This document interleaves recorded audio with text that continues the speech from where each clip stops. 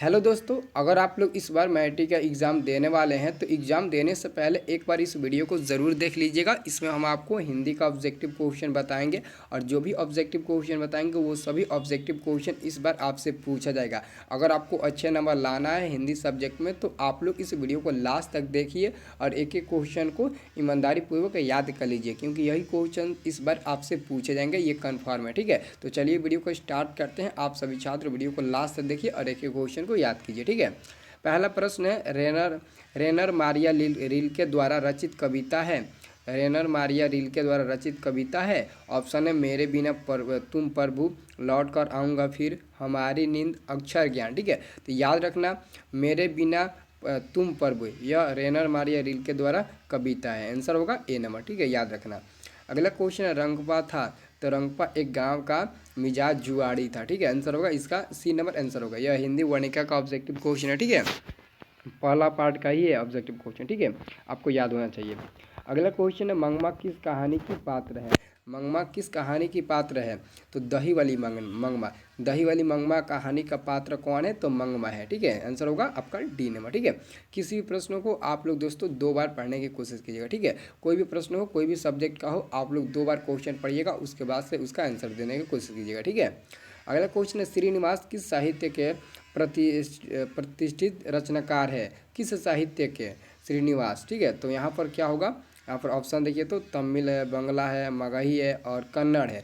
तो आपका आंसर क्या होना चाहिए, सी नंबर होगा, कन्नड़ साहित्य का। ठीक है, श्रीनिवास। और यह दही वाले मंगमा के लेखक भी है। ठीक है, याद कर लेना।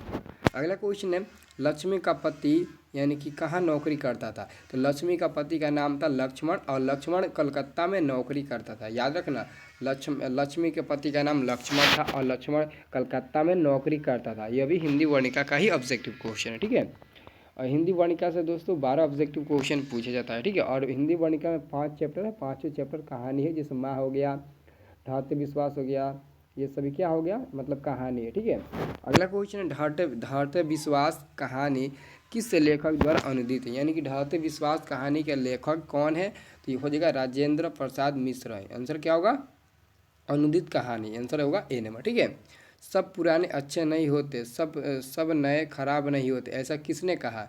सब पुराने अच्छे नहीं होते और सब नए खराब नहीं होते, ऐसा किसने कहा।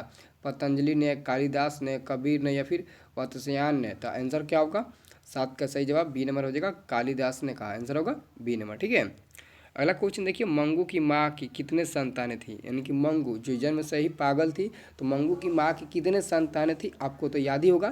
तो कितने, तो 4। आंसर क्या होगा, 4 होगा। 4 मंगू थी और मंगू की बड़ी बहन और 2 बेटे भी थे। ठीक है, मंगू जन्म से ही थी, तो मंगू जन्म से ही क्या थी दोस्तों, गूंगी थी। क्या थी, गूंगी, यानी कि गूंगी थी। मंगू जन्म से ही गूंगी। ठीक है, गूंगी यानी कि पागल। ठीक है, लेकिन यहाँ पर दोस्तों 2 ऑप्शन दिया है, पागल भी दिया है और गूंगी भी दिया है। ठीक है, तो यहाँ पर आंसर यही होना चाहिए, क्योंकि मंगू जन्म से गूंगी नहीं बल्कि वो पागल थी। ठीक है, वो किसी की बात को कोई समझ नहीं पाती थी, इसलिए हम उसको पागल ही कहेंगे, गूंगी नहीं कहेंगे। ठीक है, अगला क्वेश्चन, ईश्वर पेटलिकर मतलब किस कहानी के लोकप्रिय कथाकार है। तो ईश्वर पेटलिकर मतलब किस कहानी के, गुजराती, मराठी, पंजाबी, राजस्थानी।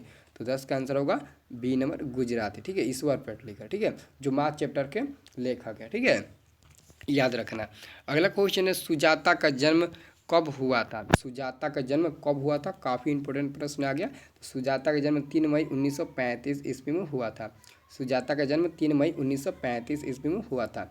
पापति डैश कहानी की पात्र है। तो पापति, पापति मतलब किस कहानी की पात्र है। ठीक है, तो याद रखना, काफ़ी इंपॉर्टेंट क्वेश्चन है। नगर कहानी के नगर मतलब कि पाठ के, नगर पाठ जो कहानी है उसी का पात्र है पापति। ठीक है, पापति एक 12 वर्षीय महिला थी। ठीक है, मतलब लड़की थी जिसको बहुत तेज बुखार हुआ था, मेनिंजाइटिस नामक बीमारी भी हुई थी। ठीक है, और अगला क्वेश्चन वही पूछा जा रहा है कि बड़े डॉक्टर ने पापति को कौन सी बीमारी बताई थी। तो आंसर इसका क्या होगा, बी नंबर होगा। ठीक है, मेनिंजाइटिस नामक बीमारी बताई थी। ठीक है, अगला क्वेश्चन, एस रंगराजन किस लेखक का पूरा नाम है। एस रंगराजन किस लेखक का पूरा नाम है। तो आंसर होगा सी नंबर, सुजाता। सुजाता का असली नाम यानी कि पूरा नाम एस रंगराजन था। ठीक है, धरती कब तक घूमेगी के रचनाकार है।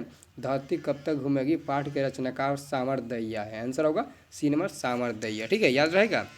अब दोस्तों अगला क्वेश्चन देखेंगे, राजस्थानी समाज राजस्थानी समाज गहरे अर्थबोध एवं विविध छटाओं के साथ प्रस्तुत कहानी है। नगर माँ धरती कब तक घूमेगी, दही वाली मंगमा। तो 16 का सही जवाब क्या होगा, डी नंबर होगा, धरती कब तक घूमेगी। ठीक है, याद रहेगा। अगला क्वेश्चन है, अहिंसा और सत्याग्रह किनका सबसे बड़ा हथियार था। अहिंसा और सत्याग्रह किनका सबसे बड़ा हथियार था। ठीक है, तो यहाँ पर ऑप्शन नंबर डी आपका आंसर होगा, गांधी जी का। ठीक है, क्या होगा, ऑप्शन नंबर डी होगा, गांधी जी का। ठीक है, याद रहेगा। अब दोस्तों अगला क्वेश्चन देखिए, तो अगला क्वेश्चन का होता है कि गुरु नानक की भेंट किस मुगल बादशाह से हुई।